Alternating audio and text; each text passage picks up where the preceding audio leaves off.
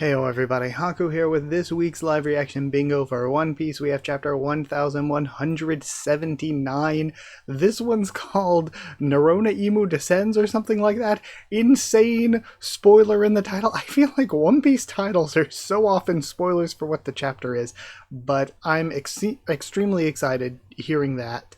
There's so much that went on last time that I absolutely loved, and it seems like we're continuing that. This has been amazing. So really quick before we get into the video, as usual, if you want to play bingo yourself, follow along that way. You can find a link to the bingo card generator down below in the comments and description. After hearing the chapter title, I added Emu face reveal as a potential option that you can get on this week's bingo card if we end up getting that, just in the anticipation that we might, maybe. That's so extremely exciting. But also, if you want to get these videos early, hit join down below to become a member. Go to patreon.com/HakuOfTheTubes, or a link will be in the description to become a patron, because I post these videos for patrons and members whenever I read the scans. I'm reading the scans on Thursday afternoon this week, so whenever I get to the scans, I post it there. And then I make things public whenever the official translation comes out. So after this, we haven't had a break in like 3 chapters. We've been on a good run, so we may end up having a break sometime soon. Plus, at the end of the month, we're gonna get one anyway for Golden Week. So either way, let's see what I got on my bingo card, and then we can read. On my card, I ended up with Joy Boy or Nika Mention. That one seems kind of likely. New named character, Devil Fruit Awakening, Revolutionary, Vivi Wappler Morgans, Carrot Andor Zunisha, Shirahoshi or Lola, Apparent Death, Yonko, Bounty Reveal, Gorosei, Straw Hat Grand Fleet Representative, Free Space, which we can click, God's Knights, Marine, Cross Guild Flashback, any Straw Hat member, any of the Roger Pirates, Oda or Narrator Box, Emu-sama, Child, new name Devil Fruit, Emu Face Reveal. Okay, so I actually got it. Imagine we do get an Emu Face Reveal and I didn't even have it on the card. Or Zoan Transformation. So that's what I ended up with this time around. Let's start reading. I'm so excited. So chapter 1179, Narona Imu Descends. And we have cover request by Naoyama Wants to Travel. Ace, Otama, and Yamato taking boar piglets on a field trip to the wetlands. And this is really cute. You know what it makes me think, though?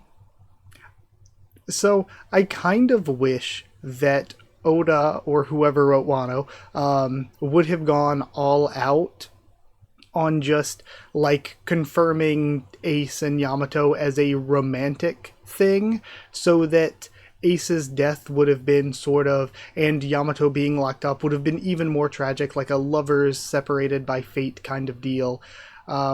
You can argue, though, that the story is already kind of that. It's just left intentionally vague because Oda doesn't like doing romance. But I think it would have strengthened the story, maybe made Yamato a little bit more of a unique character, a character that stands out, other than the standing out in a negative way by being basically like a weird Tumblr, or what's that other site? God, I don't remember it. The art one, that DeviantArt, like a weird Mary Sue OC inclusion, but it would have made Yamato stand out a bit more, other than just being like less good Tama when it comes to the backstory. The backstory just being a repeat of a backstory that we already had. It's cute seeing them together, though. It's, you know, what could have been if Ace made it back to them. Alright, cute stuff, though. And the reading, though. So if you got food on the bingo card, which we finally get food and I don't have it on my card? Really? If you have food on your card, though, hey, there you go. So we start off with, Great Emu, did I hear you correctly? What's Emu planning? The Holy Land Meriwa, Room of Authority. Surely you don't intend to actually visit Elbaf yourself. Please reconsider if you descend to the lower realm. This is no time for idleness. And we're seeing, it looks like we have like the wah sound effect, and it looks like there's some destroyed rubble of outside of the castle. So we don't know what's going on there. If they've been attacked by revolutionaries, or if maybe because of the food shortages and stuff, if the celestial dragons have started to sort of riot and rebel or anything. Like, rebel, maybe not necessarily, but just start riot, demanding more and all of that, like we had seen them doing a bit. But things are actually looking kind of destroyed outside of the castle in that one panel.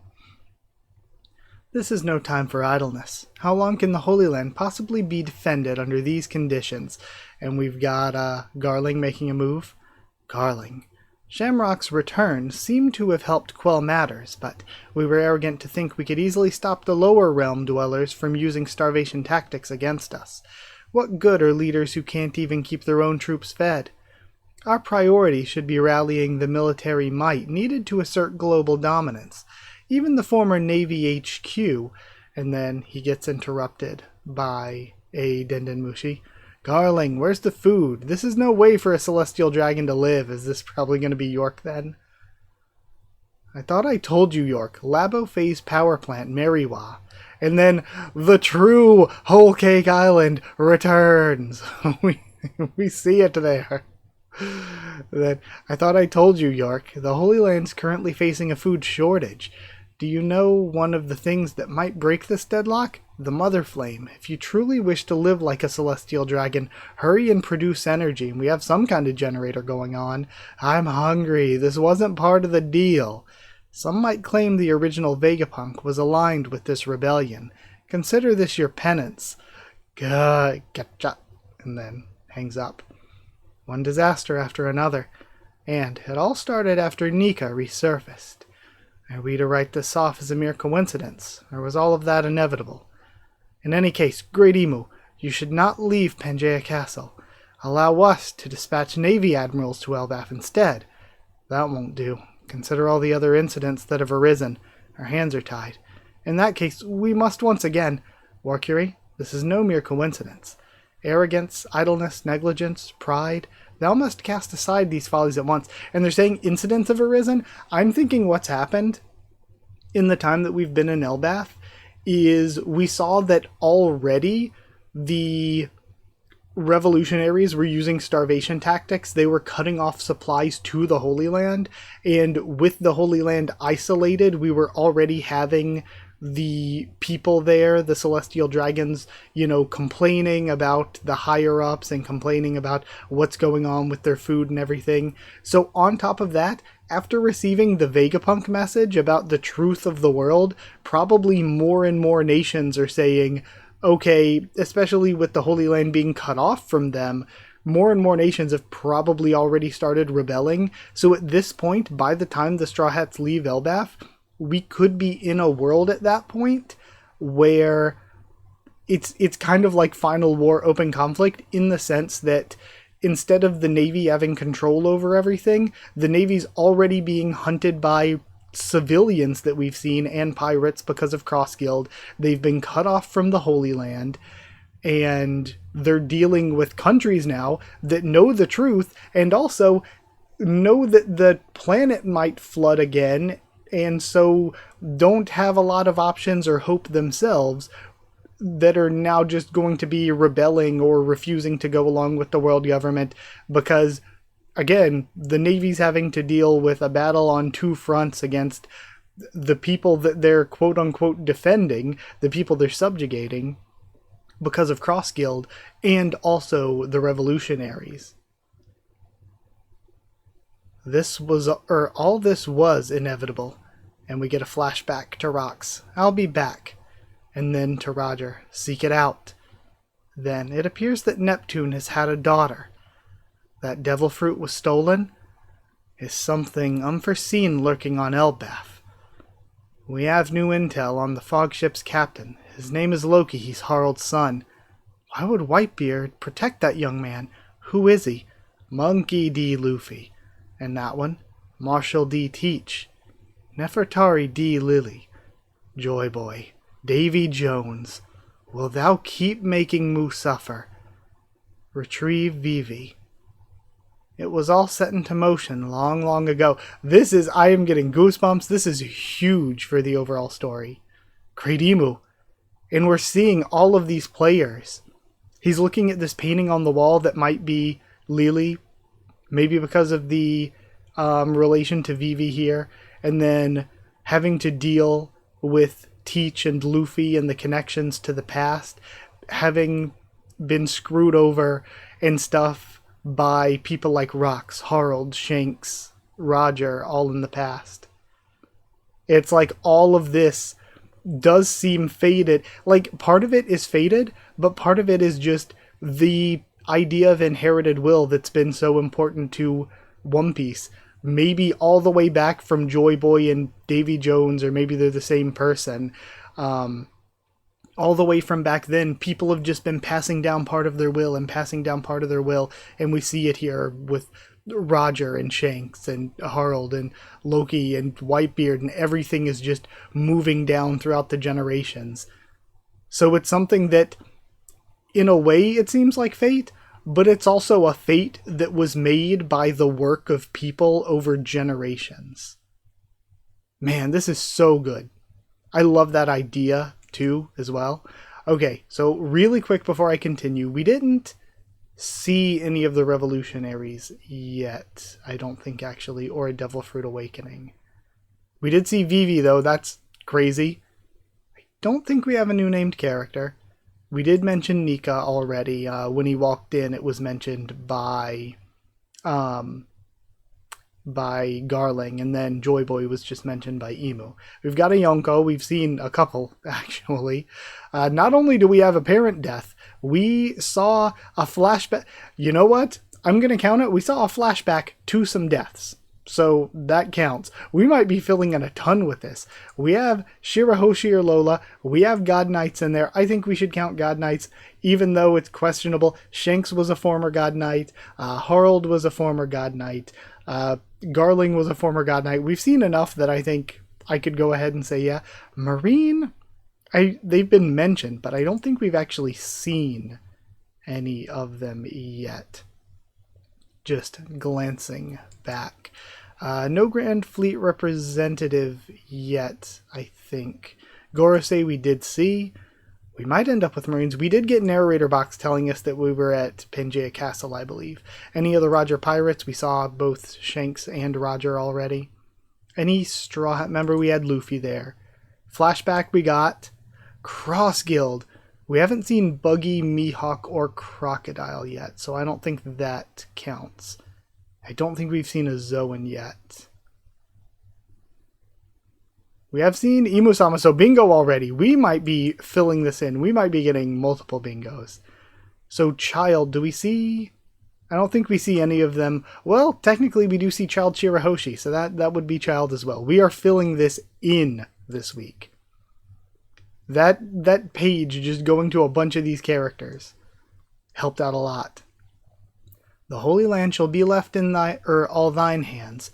Kridimu, if you go to the surface realm, we have no authority to forbid this. See, again, the other Gorosei are trying to hold him back, or her back, we still don't know with Emu. But Garling is making plays.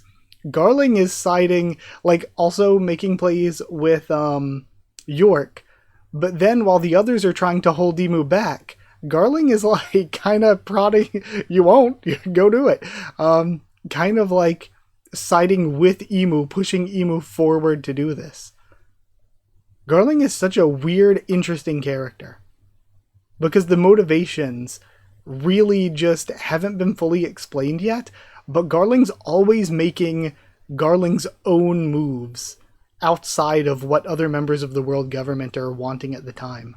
But, Great Emu, if you leave this castle, it's not our place to question this. We got some sweat in there if you got a blood, sweat, or tears one. Then again, we saw some blood in those flashbacks. The Great One is fully aware of the consequences. No one can stop them. And they vanish through the abyss pentagram. Okay, I wonder what happens then. And it's interesting that Pangaea Castle might end up looking like Goa, like from Luffy's home village base or home island basically, where we have this castle with all the destroyed and burnt area around it. Elbaf, New World. Hyridine, Stanson.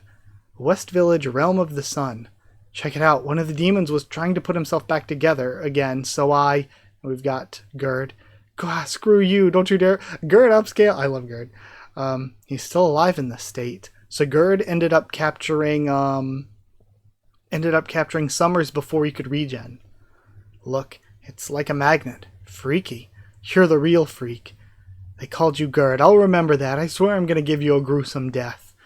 I think you should take a look at this too, Deshu. Oh, is this the metal heart? A steel heart. I wonder. If I destroyed this, would he still be able to patch himself back up? That face is insane. We have another insane Summers face. So it's weird. Do all of them have like a steel heart that if destroyed would kill them regardless of immortality? Or is the steel heart a special thing? I saw some people saying that maybe it's going to be like a Tin Man reference type thing. And I saw some people saying that, you know, maybe it's related to Wapple's fruit because it has a similar vibe. But yeah, steel heart. Near Walrus School. Hang in there, Usopp Brook. I still want to know what happened to the books and the owl. All your bones are busted. You want me to turn you guys into cyborgs? Where's Chopper? I won't forget your name, Sanji. And they've just hung up the parts of Killingham. You better remember mine. I already forgot. And we have the ice cube with Gunko trapped in it. Someone froze the school? Not quite. Its thermal energy was absorbed. Well, this was a bust. All the school's lunch supplies are rock solid and tasteless now. Food. We should give some to Usopp and the others. Focus on getting yourself back to normal first. And we have Luffy, Loki, and Ragnar eating. Loki, that person you froze earlier, are they dead? It was a flash freeze, so they won't die. But they can only be thought out by Ragnar here. They won't be able to escape at any rate, so don't sweat it. Squeak! Huh? What? And Nami's noticing something. Oh, and is this... It looks like what's usually used for the summoning circles. So Nami sees the summoning circle going off. What in the world is that? That black smoke looks weird. What? Look at the sky. And they're creating a massive summoning circle over Oest Castle. Everybody, come here quick. What's that rumbling? I'm right by your side, Nami-san. Dororon, Dororon. What, the houses are... What the heck is this? A dream? So it seems like maybe this is a similar thing. I said before that some of the crazy islands we've seen could be an effect of Devil Fruit Awakening, since Devil Fruit Awakening affects the things around you. Like Long Ring Longland could have gotten stretched out by the Nika fruit at some point, and they said like all the animals are super long because they're free to go wherever they want. And it's like, oh, stretching and being free, that could be related to Luffy's fruit. Or like the magnetic islands that make up the Grand Line could be related to the magnet fruit. Like what happened with Punk Hazard, where half of it now is just frozen and half of it is volcanic, seemingly permanently now. That is just its ecosystem after we assume that Devil Fruit Awakening would have been used in the fight there. So is that just a part of the Devil Fruit? Is that the energy coming off of Imu just makes things demonic? Makes things devilish? The forest trees too? Is this another one of their abilities? Da-da-dan, da-da-dan, do-do-do-do-do. And it feels like... it also feels a lot like what Big Mom was doing with her Devil Fruit. And I wonder if the sound effects being do-do-do-do-do and dun or da-da-dan are actual like references to other manga or no. I mean, do-do-do-do-do, like do-do-do is about demons and stuff, so that would make sense, but dan-da-dan's about aliens, isn't it? I haven't watched or read yet. So that wouldn't make as much sense. And then a huge eruption goes off, probably from where the original circle in the throne room was. People start, especially the kids, getting knocked out from the hockey. That's Conqueror's hockey. It's coming from the castle. Hey, isn't this the same hockey from before? Oest Castle Interior, throne room. Ugh, and they're coughing. And they cough up blood? Okay, that's different. Ugh. Start sprouting wings. Who is that? We've got Jarul, Dorian, Brogy. Holy shit! Holy shit, we are actually seeing this. Hold on, before I look there, we have all of the trees and buildings laughing and celebrating. The Great One! Don't tell me he came here in person. Look, there's someone on the castle spire. World Government's creator. One of the first 20 ability devil fruits. Okay. Okay, no, never mind. One of the first ability, or one of the first 20. So, like, one of the first 20 people, like, that considered themselves gods or whatever. Ability devil fruit.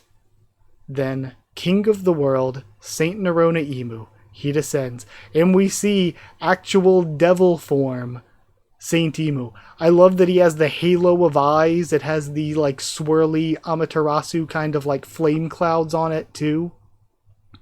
He has this, like, jagged Naginata, the skulls. I want a closer look, and we have a break week, so we have to wait for another closer look. This is insane. And we see Akama Devil is written here entirely in katakana, where it's usually written with kanji, like, yeah, the Akama no Mi. So this is like the actual devil fruit. So since this is the devil fruit, this may be a... And also... Okay, never mind. I was going to say, did Emu summon the pyramid along with him? But no, he's just on top of one of the roof bits of Oest Castle.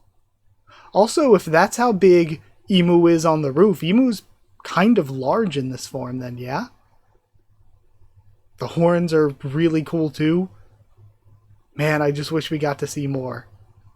But the long flowing hair with like the halo of eyes is so cool. It's so cool, and the weapon looks cool, and it's cool that it's sort of like a polearm Naginata similar to Whitebeard's weapon. To have like Whitebeard and Emu be the two that we've seen using this weapon. That's so cool. That's such a good design.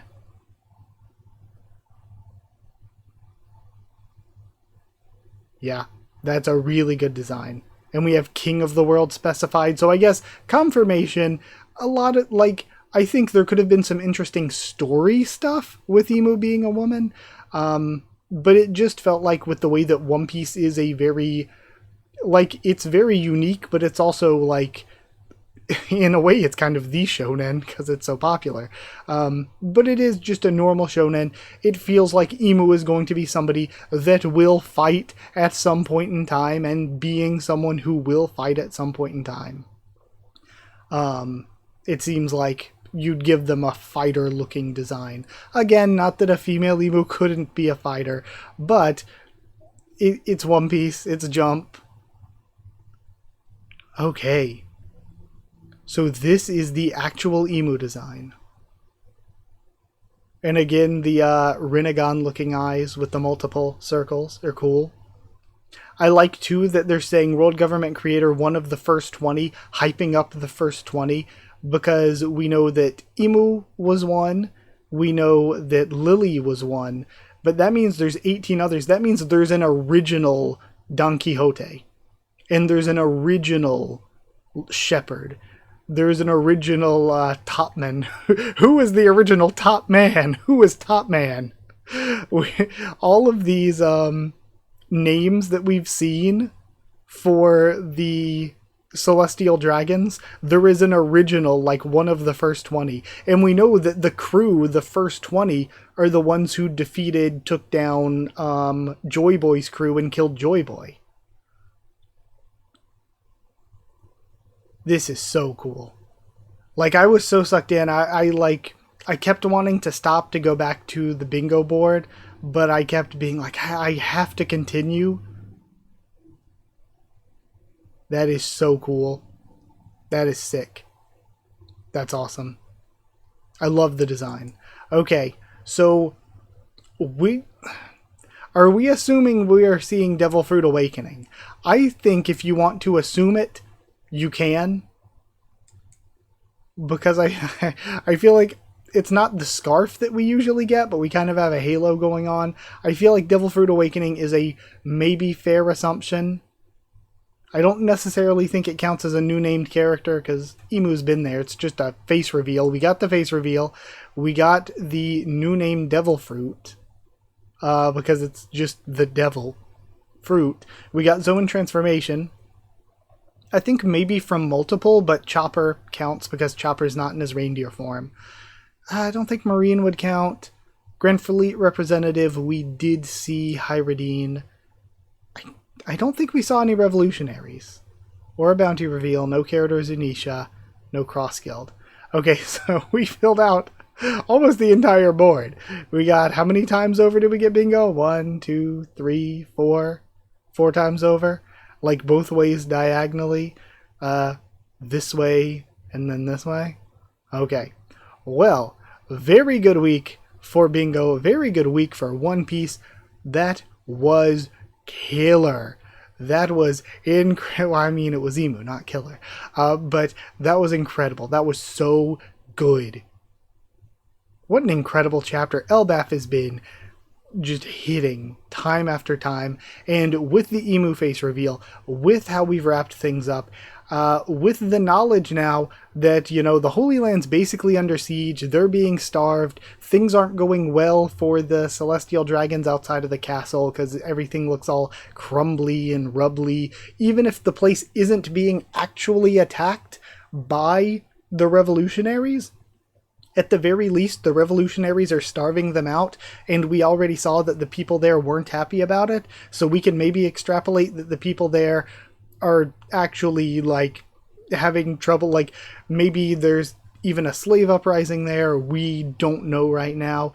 And also, because the Holy Land is separated off from the rest of the world, and because the rest of the world now has the info that Vegapunk gave them, we don't know how all of these countries are going to be reacting. Like, at this point, and again, another massive thing that I mentioned was Cross Guild.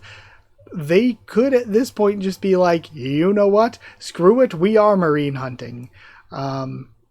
So there is a lot that's not going super well. I love that we got, again, in the box mentioning the first 20, which makes me more hopeful that we will see other members of the first 20, because I want to see that flashback, really. I want to see what was going on, because we have that mention of Joy Boy and Davy Jones. Who was Joy Boy? Who was Davy Jones? Are they the same person? What was their relationship to Emu? What was the deal with the fight between Joy Boy's crew and the first 20? The war between them where Joy Boy was killed and the first 20 made the world government? What's going on with Lily? Like, what was Lily's whole deal even? And now, you know, they're going after Vivi too. Gosh, this is so good. And Blackbeard's a part of it. Shirahoshi's a part of it. We already kind of knew this, but it seems interesting that those four, Luffy, Blackbeard, Vivi, and Shirahoshi, are so important here. That's so cool. And I love the idea, too. It's been such a huge, huge part of the series, Inherited Will. The fact that, you know, if Hiriluk can't see his dream come true, he entrusts that to Chopper. If, you know, Roger he's too early, he's not the one that was being waited for or whatever. If he's too early for whatever the One Piece is, he's leaving that to the next generation, saying my treasure's out there, go after it. That's what we start the series with. We have Shanks passing down his dream to Luffy, all of these characters passing down their dreams, and, you know, they run the race as far as they can and then pass it on to the next person. And other people, like, sometimes it's not even them knowingly passing it on. Sometimes it's somebody finding out something else and saying, I'm going to carry this forward. And we see that Emu's like, all of this was all going to happen. And it's fate, but it's not fate because, oh, mystical, magical things just happen to work out this way. It's fate in the sense that for hundreds of years, for generations, people have been doing their part and then passing it on until we get to where we are now with like Luffy and Loki.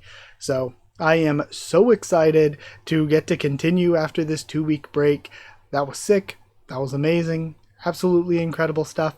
Thank you for being here, though. Thank you for watching. Like if you did like the video. Comment down there to tell me what you thought of this week's chapter, my thoughts and reaction. How'd you do on bingo? I'd have to assume pretty good, because even the spots I didn't get, like blood, sweat, or tears or food, would have been included here.